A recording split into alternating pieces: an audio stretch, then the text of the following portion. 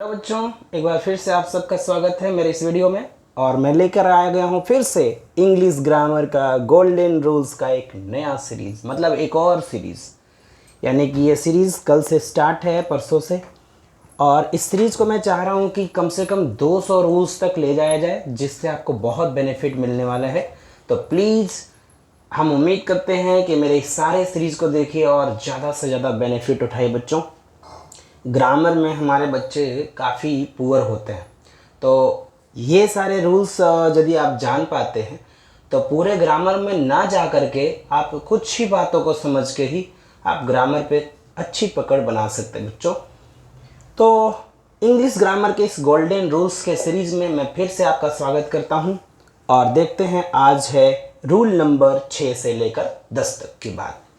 तो बने रहिएगा इस वीडियो में लास्ट तक। और यदि मेरे वीडियोस पसंद आ रहे हैं तो ज़रूर से चैनल को सब्सक्राइब करें, लाइक करें, शेयर करें। तो बच्चों चलिए हम रूल नंबर 6 बिना देर किए बताते हैं। रूल नंबर 6 बड़ा ही इम्पोर्टेंट है, बड़ा ही इम्पोर्टेंट है बच्चों। जो भी लोग 1 to 5 रूल्स अभी तक नहीं देखे हैं तो मेरे प्रीवियस वीडियो में जाइए और पूरे सर्च करके देख लीजिए कि कहाँ पे मैंने 1 से लेकर के 5 तक रूल्स को डिस्कस किया है बच्चों। काफ़ी इंपॉर्टेंट रूल्स वो भी थे, और ये जो 6 से 10 तक का रूल है ये भी बहुत इंपॉर्टेंट है। आइए बिना देर किए हम रूल नंबर 6 की शुरुआत करते हैं।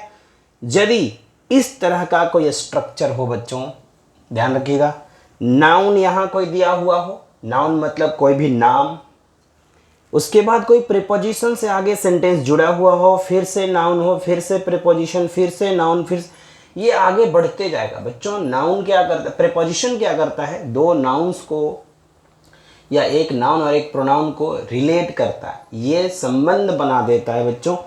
इसलिए यहाँ पे noun preposition, noun preposition, noun preposition ऐसे कर करके जहाँ तक भी स्ट्रक्चर बन जाए, इसके आगे भी हो सकता है नाउन है, फिर प्रीपोजिशन के बाद फिर नाउन आएगा, फिर प्रीपोजिशन के बाद फिर नाउन आएगा, कहीं भी ऐसा स्ट्रक्चर आ जाए तो हमें देखना है कि वर्ब सिंगुलर लगेगा या प्लूरल। वी स्टैंड्स फॉर क्या, वी मीन्स वर्ब, वी का मतलब है वर्ब, एस का मतलब है सिंगुलर, और पी एल का मतलब है प्लूरल।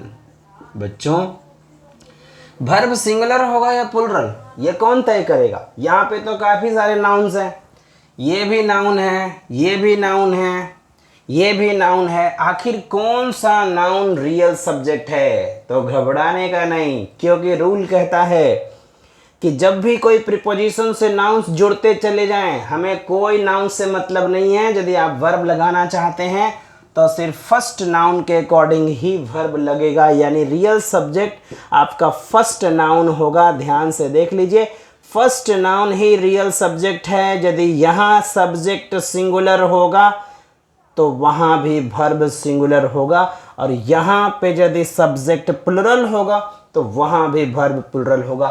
ऐसा क्यों है बच्चों? आइए एक छोटा सा कॉन्सेप्ट से हम और समझ लेते हैं। आपको मैं जानकारी दे दूं, प्रीपोजिशन के बाद आने वाले जो नाउन होते हैं या जो प्रोनाउन होते हैं वो ऑब्जेक्ट के फॉर्म में रहते हैं बच्चों। ये आप अच्छे से भली भांति इसको समझ लीजिए। प्रीपोजिशन के बाद आने वाले जो नाउन या प्रोनाउन है वो ऑब्जेक्ट होते हैं, और ऑब्जेक्ट कभी भी सब्जेक्ट नहीं बन सकता। तो इसी कॉन्सेप्ट को आगे बढ़ाते हुए कहते हैं, देखिए प्रीपोजिशन आ गया तो प्रीपोजिशन के बाद यहाँ पे जो आगे आने वाले नाउन है ये तो ऑब्जेक्ट हो जाएगा, और यहाँ भी आया प्रीपोजिशन तो प्रीपोजिशन के बाद आने वाला जो नाउन है वो क्या हो जाएगा? ऑब्जेक्ट हो जाएगा।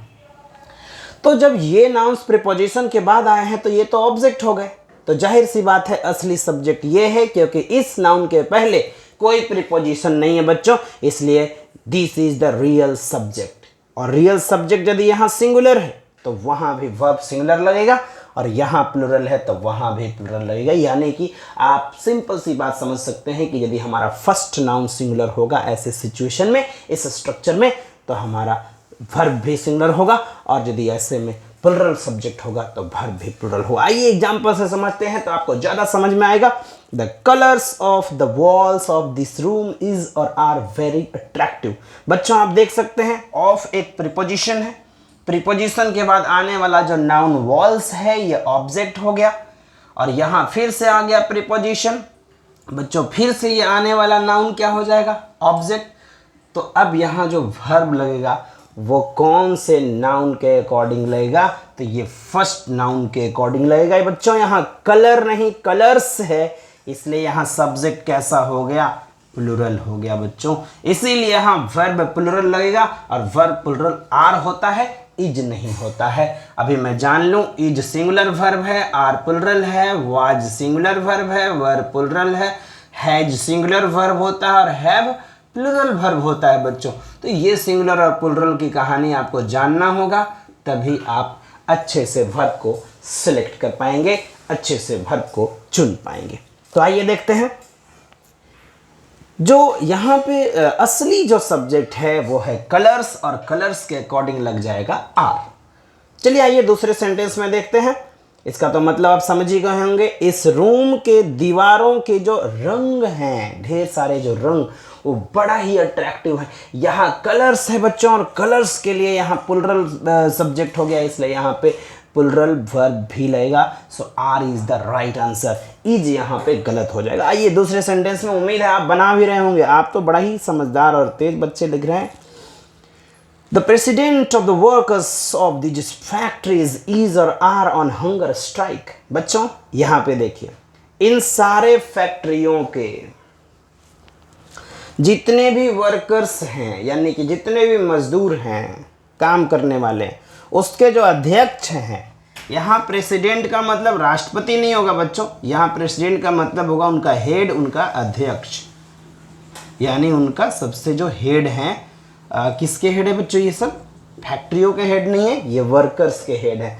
तो यहाँ पे भी देख सकते हैं, यहाँ प्रेपोजिशन आया, फिर आगे नाउन आ गया, फिर प्रेपोजिशन, फिर से नाउन। तो जब भी ऐसे प्रीपोजिशन के बाद नाउन आएंगे तो ये नाउन क्या बन जाएगा, ऑब्जेक्ट। ऑब्जेक्ट तो फर्स्ट नाउन ही सब्जेक्ट बनेगा, और फर्स्ट नाउन जब सब्जेक्ट बनेगा तो ये सब्जेक्ट हो जाएगा सिंगुलर। प्रेसिडेंट यानी अध्यक्ष, यानी एक आदमी की बात हो रही है, वो भूख हड़ताल पे है बच्चों। इन सारे फैक्ट्रियों के जितने भी वर्कर्स हैं, उसके जो प्रेसिडेंट हैं वो भूख हड़ताल पे हैं, वो हंगर स्ट्राइक पे हैं बच्चों। इसलिए आप ध्यान से समझिएगा इस बात को कि यहाँ पे जो फर्स्ट नाउन है प्रेसिडेंट, यही आपका ओरिजिनल सब्जेक्ट है, और आपको पता है कि रियल सब्जेक्ट जैसा होगा उसी के अकॉर्डिंग हम वहाँ पे वर्ब सेलेक्ट करेंगे। रियल सब्जेक्ट सिंगुलर है, प्रेसिडेंट है, ना कि प्रेसिडेंट्स है, इसलिए यहाँ पे इज को सेलेक्ट करेंगे, क्योंकि आपको पता है ना इज सिंगुलर वर्ब होता है। और ये वीडियो उन्हीं लोगों को ज़्यादा फ़ायदा करेगा जो थोड़े बहुत ग्रामर से कनेक्टेड हैं, उनके लिए एक बहुत सुनहरा मौका है। इस वीडियो में आपको बहुत मज़ा आने वाला है। The pages of this book is और आर टॉर्न। इस किताब के जो पेजेस हैं, जो जितने भी पेज हैं, पृष्ठ जितने भी हैं, वो सारे पेजेस जो हैं वो मुड़े हुए हैं, सारे, बहुत सारे पेजेस। यहाँ सारे नहीं लिखा है बच्चों, बट यहाँ पे देखना है कि यहाँ प्रीपोजिशन आ गया, प्रीपोजिशन के बाद आने वाला नाउन ऑब्जेक्ट हो जाएगा, इसलिए फर्स्ट नाउन ही सब्जेक्ट होगा, और फर्स्ट नाउन पेजेज है, और पेजेज है तो यहाँ पे आर होगा, क्योंकि पेजेज तो सब्जेक्ट कैसा हो गया, प्लूरल हो गया ना। तो जो प्लूरल हो गया तो यहाँ पे क्या लग जाने वाला है, यहाँ पे आर लग जाने वाला है। सिंपल सी बात है। तो उम्मीद है आप अगले सेंटेंस को भी बना रहे होंगे, और इस सेंटेंस में आपको चुनना है कि वाज लगेगा या वर लगेगा बच्चों। तो ध्यान से देखिए, roads of that village was और वर नॉट गुड। मान लो किसी गांव में मैं गया और देख रहा हूं कि उस गांव के जो रोड थे वो अच्छे नहीं थे। मैं बाद में आकर के उसके बारे में डिस्क्राइब किया कि उस गांव के रोड बिल्कुल अच्छे नहीं थे। रोड्स, यहाँ पे देखो फर्स्ट नाउन आ गया, फिर ऑफ प्रीपोजिशन आ गया। कोई ज़रूरी नहीं बच्चों कि ऑफ ही हमेशा आएगा, ये डिपेंड करता है सेंटेंस में कैसा आपको मीनिंग लेना है। हमें का, के, की का मीनिंग लेना है, इसलिए मैंने ऑफ लगाया है। और यहाँ प्रीपोजिशन के बाद आने वाला जो नाउन होगा वो हमेशा ऑब्जेक्ट होगा, और ऑब्जेक्ट के अकॉर्डिंग वर्ब नहीं लगता है। वर्ब जो होता है वो रियल सब्जेक्ट के अकॉर्डिंग लगता है, और यहाँ पे सब्जेक्ट है रोड्स, चूँकि इसके पहले कोई प्रीपोजिशन नहीं है बच्चों, इसलिए रोड्स जो है सब्जेक्ट कैसा है, प्लूरल है, इसलिए यहाँ भी प्लूरल यानी वर लग जाएगा, और यह सेंटेंस हो जाएगा सही। सो उम्मीद करते हैं एक और हम सेंटेंस को देख लेते हैं। The tea of Assam is are very famous. Assam की जो चाय है वो काफ़ी फेमस है। बच्चों यहाँ पे देख सकते हैं फिर से एक ऑफ आया जो एक प्रीपोजिशन है, और प्रीपोजिशन के बाद जो नाउन आया असम, ये ऑब्जेक्ट की तरह काम करेगा, इसलिए असली सब्जेक्ट हो गया टी। टी मीन्स हो गया चाय। यहाँ पे ये सब्जेक्ट आ गया सिंगुलर, और सिंगुलर सब्जेक्ट जो होता है वो सिंगुलर वर्ब लेता है, इसलिए इज यहाँ पे सही हो जाएगा और आर गलत हो जाएगा। उम्मीद करते हैं ये चीज़ें आप नोट कर रहे होंगे, इन चीज़ों को आप समझ रहे होंगे। तो चलते हैं नेक्स्ट रूल नंबर 7 में, तब तक इसे स्क्रीनशॉट कीजिए।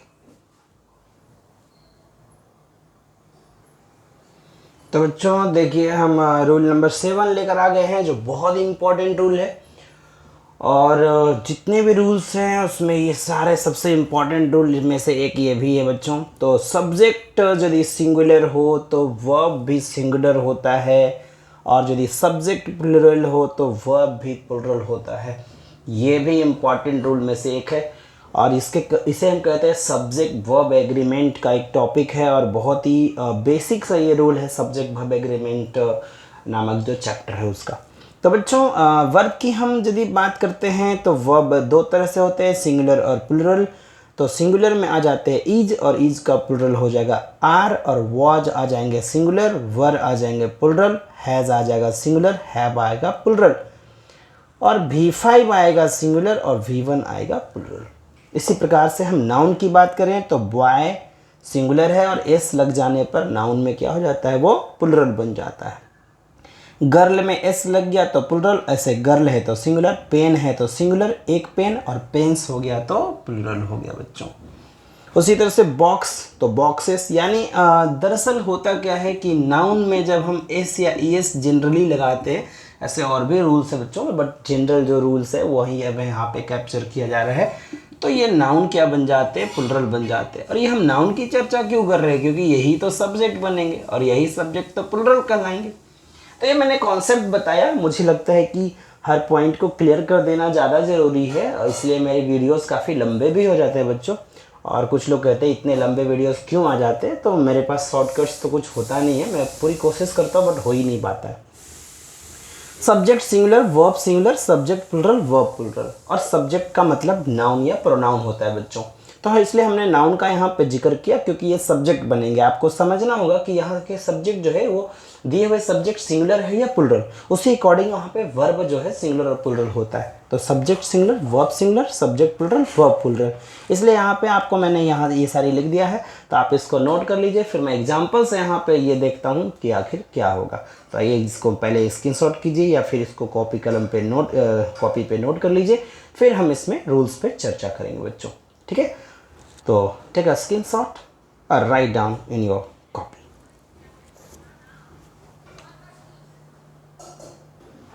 तो बच्चों आइए हम एग्जाम्पल से इसको समझने की कोशिश करते हैं, और एग्जाम्पल है आपका ये सारी चीज़ें।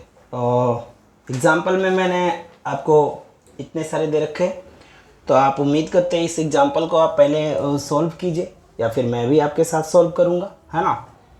तो आइए देखते हैं, हमने दो यहाँ पे वर्ब डाले हैं ताकि आपको सेलेक्ट करने में ये कन्फ्यूज़न हो, और आप अपनी कन्फ्यूज़न को यहाँ पे दूर कर सकें, क्योंकि एक वर्ब देंगे तो वही तो आंसर हो जाएगा ना, इसलिए मैंने दो वर्ब दिया है। यहाँ पे मैंने बॉक्स में उसे कर भी दिया है, और देख सकते हैं कि सी राइट और राइट्स एन ऐसे एवरी डे, वो प्रतिदिन एक लेख लिखा करती है, यानी लिखती है बच्चों।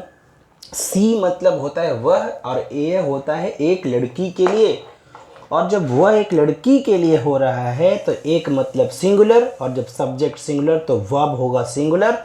और बच्चों V1 और यहाँ पे है V5, देख सकते हैं जब S लग जाता है वर्ब में तो V5 बन जाता है, और ये बन जाता है सिंगुलर, और ये बन जाता है प्लुरल।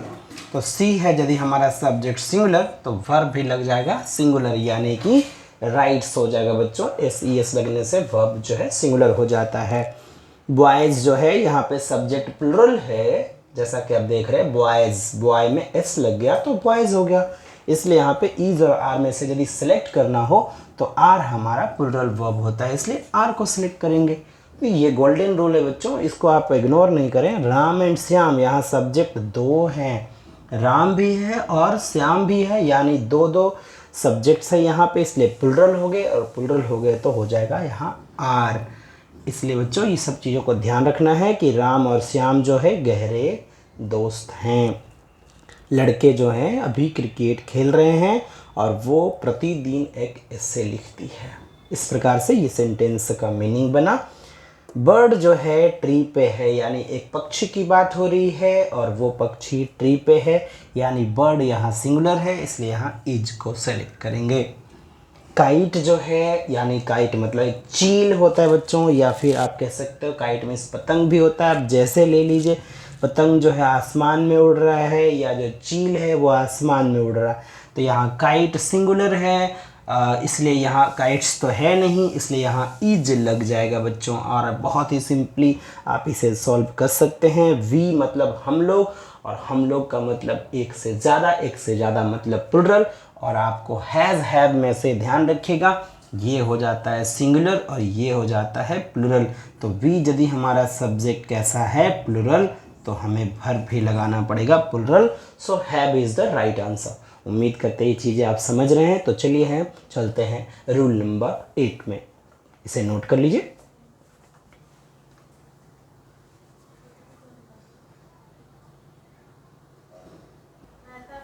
तो बच्चों आइए हम देखते हैं इसका एग्जाम्पल, सॉरी पहले तो एग्जाम्पल नहीं, पहले तो रूल समझाने। रूल नंबर 8 बच्चों, रूल क्या है ज़रा हम इसको समझते हैं। थोड़ा मैंने एग्जाम्पल इधर उधर दे दिया है, तो आपको थोड़ा सा ऐसे देखो। हमने क्या यहाँ पे कहा है ज़रा समझिएगा। ये जो मैंने अभी घेरा है ना, वही मेन चीज़ है बच्चों, है ना। अभी इधर उधर एग्जाम्पल दे दिया क्योंकि अब ऐसा ही रूल था, क्या करें, ऊपर में लिखते तो गड़बड़ हो जाता। Late, bid, behold, watch, see, feel, make और हियर, इतने सारे वर्ब आप देख लिए। आप पहले वर्ब को अच्छे से जानो। लेट मीन्स होता है अनुमति देना, बीड मीन्स होता है कहना, बिहोल्ड मीन्स होता है ध्यान से देखना, वॉच मीन्स होता है उसका मतलब देखना किसी मूविंग चीज़ को, सी मीन्स होता है देखना, फील मीन्स होता है महसूस करना, मेक मीन्स होता है कुछ करना, हियर मीन्स होता है सुनना। ये सारे वर्ब से यदि आप परिचित हो गए तो बहुत ही इंपॉर्टेंट होने वाला है ये आगे का चीज़। इसके बाद बच्चों एक ऑब्जेक्ट आएगा, इसके बाद क्या आएगा, एक ऑब्जेक्ट। उसके बाद बेयर इन्फिनिटिव का प्रयोग होगा। अब ये आप नई चीज़ क्या सुन लिए, घबराइए नहीं। इन्फिनिटिव का मतलब होता है 2 + V1, और बेयर इन्फिनिटिव का मतलब होता है V1 विदाउट 2। Infinitive without 2। देखिए यदि हम 2 + V1 लिखते हैं बच्चों, तो इसको हम नाम देते हैं इन्फिनिटिव। क्या नाम देते हैं, इन्फिनिटिव। लेकिन सिर्फ यदि हम V1 लगाते हैं तो इसको कहते हैं हम बेयर इन्फिनिटिव। ये बड़ा ही इंपॉर्टेंट रूल है बच्चों, और ये किसी को समझ नहीं आता जल्दी, है ना। तो ये है आपका बेयर इन्फिनिटिव। बेयर इन्फिनिटिव का मतलब होता है बिना 2 के V1 लगाना, बिना 2 के। ये सर समझ नहीं आएगा, एग्जाम्पल दूंगा सब समझ आएगा। देखो दरअसल बात ऐसा है, थोड़ा सा हम यहाँ पे हाउच पॉच जैसा लग रहा होगा, या मैंने एग्जाम्पल दे दिया बच्चों इसलिए ऐसा। देखो यहाँ पे ये रूल हुआ, let, bid, behold, watch, see, feel, make, hear के बाद जो ऑब्जेक्ट आएगा उसके बाद बेयर इन्फिनिटिव का प्रयोग होता है। मतलब इन्फिनिटिव लगेगा लेकिन बिना 2 के लगेगा। अब ये इन्फिनिटिव क्या होता है ये मैं कभी बाद के वीडियो में समझाऊंगा, बट अभी जो मुझे बात करना है वो सिंपल सी बात करना है। देखिए जैसे यहाँ पे लेट आ गया, लेट, उसके बाद कोई ऑब्जेक्ट आएगा, ऑब्जेक्ट में आ गया him, let him to go. नहीं, लेट के बाद यदि कोई ऑब्जेक्ट आता है और कोई वर्ब आता है तो सिर्फ V1 में आएगा, 2 + V1 नहीं आएगा। इसलिए टू गो यहाँ पे गलत है, सिर्फ गो सही होगा बच्चों। आप दूसरे सेंटेंस को भी देखिए, बीड का V2 होता है बेड। बीड को सिर्फ बीड ही नहीं आएगा, किसी भी फॉर्म में आ सकता है बच्चों, है ना। लेट हिम गो मतलब उसे जाने दो। आई बेड हिम गो, मैंने उसे जाने को कहा। बीड मतलब होता है कहना, और बीड का V2 होता है तो हो गया कहा। तो बच्चों यहाँ पे बेड जो आया, बीड का V2, यहाँ पे ऑब्जेक्ट आया और उसके बाद इन्फिनेटिव आएगा लेकिन बिना टू के आएगा। ऐसे 2 + V1 ही आना चाहिए, बट कुछ ऐसे सिलेक्टेड वर्ब है, इतनी ही वर्ब है जिसके बाद जो ऑब्जेक्ट आएगा इन वर्ब के बाद, उसके बाद जो एक वर्ब आएगा वो बिना टू के V1 आएगा, यानी सिर्फ V1 आएगा। इसलिए टू गो वाले सेंटेंस गलत है। बेड के बाद सिर्फ V1 लगेगा यहाँ पे, यदि ऑब्जेक्ट आया उसके बाद V1 लगेगा। मैंने उसे कई सब्जेक्ट्स पर बोलते हुए जो है देखा, सुना। मैंने उसे कई सब्जेक्ट्स पे बोलते हुए सुना। बच्चों यहाँ पे हर्ड आ गया, आप थोड़ा सा चौंकिए मत। हियर का ही V2 हर्ड होता है, तो किसी भी रूप में आए वो है तो हियर का ही रूप है ना। तो हियर के बाद जो यहाँ ऑब्जेक्ट आया, तो ऑब्जेक्ट के बाद यहाँ पे कभी भी 2 + V1 नहीं आएगा, यानी सिर्फ V1 आएगा। ये रूल कहता है, मैं नहीं कह रहा हूँ, इसलिए आप भी इसे ग्रामेटिकली सही कर लीजिए। टू स्पीक एक रॉन्ग यहाँ पे से शब्द आ गया। यहाँ पे इन्फिनेटिव तो आया लेकिन टू के साथ, लेकिन होना क्या चाहिए, विदाउट टू, इसलिए only speak is the right answer. To speak गलत हो जाएगा। फिर से यहाँ से देखिए, आप बोलेंगे सर यहाँ मेड तो लिखा नहीं है, मेड कहाँ से ला दिए? बच्चों मेक का ही V2 होता है मेड। तो मेड के बाद यानी मेक के बाद इन्फिनेटिव विदाउट टू होगा, मतलब सिर्फ V1 लगेगा। देखिए यहाँ पे टू क्राई जो लिखे ये गलत हो गया, तो सिर्फ क्या होगा, क्राई। सिर्फ क्राई इसका आंसर होगा। सी मेड मी क्राई।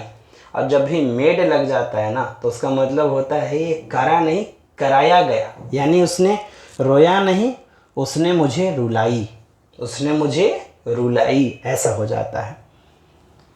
तो बच्चों इसे हम कॉजेटिव वर्ब भी कहते हैं, यानी ये काम करेगा नहीं बल्कि काम करवाया जाएगा, ऐसा होता है ना। उसने मुझे रुलाई, यानी यहाँ मेड के बाद जो वर्ब आएगा विदाउट टू आएगा, यानी टू क्राई नहीं, ओनली क्राई होगा, है ना।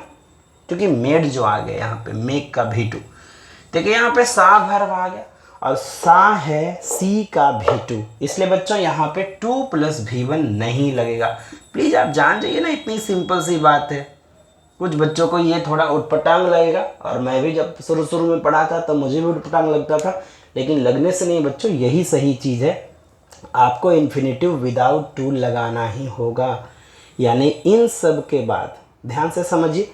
आप इसको पहले स्क्रीनशॉट कर लीजिए, उसके बाद अभी हम फ्रेश में आपको समझाते हैं, ठीक है। से स्क्रीनशॉट कीजिए। देखिए बच्चों, अब यहाँ पे मैं फ्रेश कर दिया, और फ्रेश में इसे समझिए, है ना। देखिए let, bid, behold, watch, see, feel, make, hear के बाद जो ऑब्जेक्ट आएगा, उसके बाद जो एक वर्ब आएगा वो ओनली V1 आएगा, ना कि 2 + V1। 2 + V1 को मैंने गलत काट दिया है, यानी 2 + V1 नहीं आएगा। क्या आएगा, ओनली V1 आएगा। याद रखिएगा आप लोग। ही मेड मी लाफ, उसने मुझे हंसाया, वो हंसी नहीं, वो हंसा नहीं, उसने मुझे हंसाया, वो हंसाने का काम किया।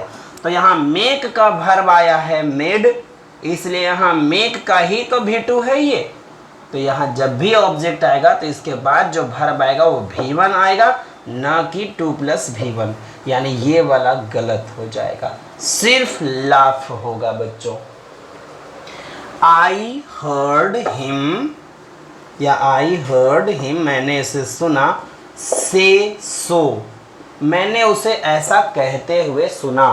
तो बच्चों यहाँ हर्ड जो है ना, हियर का ही तो रूप है, और इसके बाद टू से जो है गलत हो जाएगा। टू से कहना गलत है, केवल से कहेंगे तो सही हो जाएगा। सो उम्मीद करते हैं ये चीज़ें आपको समझ में आ रही है। तो चलिए हम रूल नंबर 8 में चलते हैं बच्चों। तो आइए बच्चों हम देखते हैं रूल नंबर 9। रूल नंबर 9 बहुत ही इंपॉर्टेंट है। सुपरलेटिव डिग्री के पहले द लगाते हैं। सुपरलेटिव डिग्री के पहले द लगाया जाता है, ये बहुत इंपॉर्टेंट है। अब सुपरलेटिव डिग्री क्या होता है, आइए समझते हैं। किसी भी एडजेक्टिव या एडवर्ब में EST लगा देने से वो सुपरलेटिव डिग्री बनता है, या किसी भी एडजेक्टिव या एडवर्ब के पहले मोस्ट लगा करके भी सुपरलेटिव डिग्री बनाते हैं। ये सुपरलेटिव डिग्री हम कब ईएसटी लगाएंगे और कब मोस्ट लगाएंगे, तो ध्यान रखिएगा, ईएसटी जो लगेगा वो हमारा सफिक्स होगा यानी बाद में लगेगा, और जो मोस्ट लगेगा वो प्रीफिक्स होगा यानी कि पहले लगेगा। छोटे वर्ड जब रहेंगे, छोटा वर्ड रहेगा तो हम उसमें ईएसटी लगाएंगे, और यदि बड़ा वर्ड रहेगा तो उसमें हम मोस्ट लगाएंगे। ये मैंने छोटा सा बात समझा दिया। बाकी लोग बहुत सारे सिलेबल और क्या क्या बोलते रहते हैं, उससे कुछ समझ जल्दी नहीं आएगा, बहुत टाइम टेकिंग हो जाएगा। सिलेबल में कभी बाद में बता दूंगा। बच्चों, ये बड़े वर्ड में मोस्ट लगता है और छोटे वर्ड में ईएसटी लगता है, तब वो हमारा सुपरलेटिव डिग्री बन जाता है। लेकिन इतना ही से नहीं, कंपैरिजन होना चाहिए अमंग मोर देन टू, दो से ज़्यादा के बीच तुलना होनी चाहिए। यदि दो से ज़्यादा के बीच तुलना हो रहा है तभी वो सुपरलेटिव डिग्री कहलाएगा। जैसे एग्जाम्पल के तौर पर आप देख सकते हैं, हाई एक छोटा वर्ड है तो हमने ईएसटी लगा दिया, टॉल एक छोटा वर्ड है तो हमने ईएसटी लगा दिया, इंटेलिजेंट एक बड़ा वर्ड है तो मोस्ट लगा दिया, हैंडसम एक बड़ा वर्ड है तो मोस्ट लगा दिया। और मोस्ट और ईएसटी लगा करके सुपरलेटिव डिग्री बनाई जाती है, और दो से ज़्यादा के बीच तुलना भी उसमें कराई जाती है, कंपैरिजन कराया जाता है बच्चों। तो जैसे कि हमने कहा कि माउंट एवरेस्ट जो है हाईएस्ट पीक है पूरे हिमालयाज़ का, यानी हिमालय पहाड़ में तो बहुत सारे वहाँ पे जो है पीक होंगे, उसमें सबसे ऊंची चोटी है माउंट एवरेस्ट। और ईएसटी मतलब सुपरलेटिव डिग्री, और सुपरलेटिव डिग्री मतलब द। और फिर से आ गए यहाँ पे सुरेश, मेरे गांव का सबसे लंबा लड़का है, ईएसटी लग गया तो हम द लगा देंगे। पूरे गांव के लड़कों से तुलना हो रही है तो यहाँ पे हम द लगा देंगे, यानी कि मोर देन टू है। वो जो है क्लास की सबसे तेज लड़की है, यानी फिर से आ गया मोस्ट इंटेलिजेंट, फिर से आपको द लगाना होगा, क्योंकि पूरे क्लास की बात हो रही है और क्लास में तो जाहिर सी बात है कि दो से ज़्यादा ही लोग रहेंगे। मयंक जो है बहुत ही हैंडसम लड़का है इस स्कूल का, इसका मतलब है फिर से यहाँ पे पूरे स्कूल के बच्चों की तुलना, पूरे स्कूल के लड़का की तुलना मयंक से हो रही है, और मयंक सबसे हैंडसम है। इसका मतलब है कि मोस्ट यहाँ पे लग गया इस एडजेक्टिव के पहले, तो यह आ गया हमारा सुपरलेटिव डिग्री, और सुपरलेटिव डिग्री के पहले द लगाना ज़रूरी हो जाता है। उम्मीद करते ये चीज़ समझ गए होंगे, तो एक स्क्रीनशॉट लीजिए या फिर इसे आपने कॉपी कलम से कॉपी पे नोट कर लीजिए, और एक स्क्रीनशॉट लीजिए या फिर नोट करिए।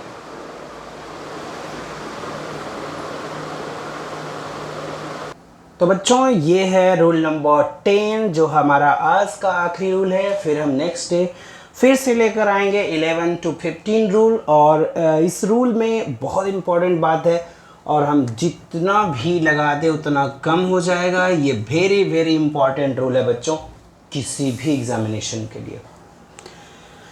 तो ग्रामर का एक बहुत बढ़िया पॉइंट मैं लेकर के फिर से हाजिर हूँ। रूल नंबर 10 में एडवर्ब ऑफ पास्ट टाइम है बच्चों, ये सब एडवर्ब्स हैं, ये सब समय बताने वाले एडवर्ब है, जिसे हम एडवर्ब ऑफ टाइम कहते हैं। बच्चों, एडवर्ब ऑफ टाइम में ये पास्ट की टाइम को निरूपित करता है, यानी पास्ट के टाइम को इंडिकेट करता है।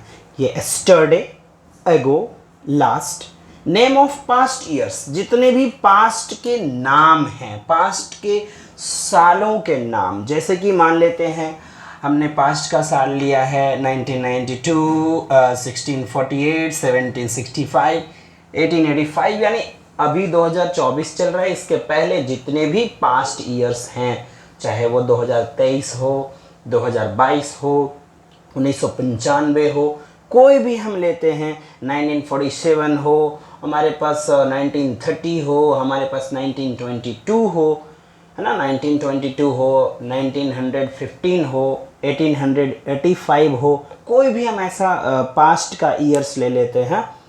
या फिर एक और है द अदर डे। क्या है? The other day. The other day भी इसका मतलब लोग समझ लेते हैं दूसरा दिन, नहीं बच्चों, इसका मतलब होता है कुछ दिन पहले, फ्यू डेज अगो, है ना, एक आध रोज पहले, एक आध दिन पहले, यानी कुछ दिन पहले, है ना। तो ऐसे सिचुएशन में बच्चों हम कहना क्या चाहते हैं, सिर्फ V2 लगता है, यानी सिंपल पास्ट टेंस लगता है बच्चों। प्लीज नोट कर लीजिए, मेरी बात को समझ जाइए।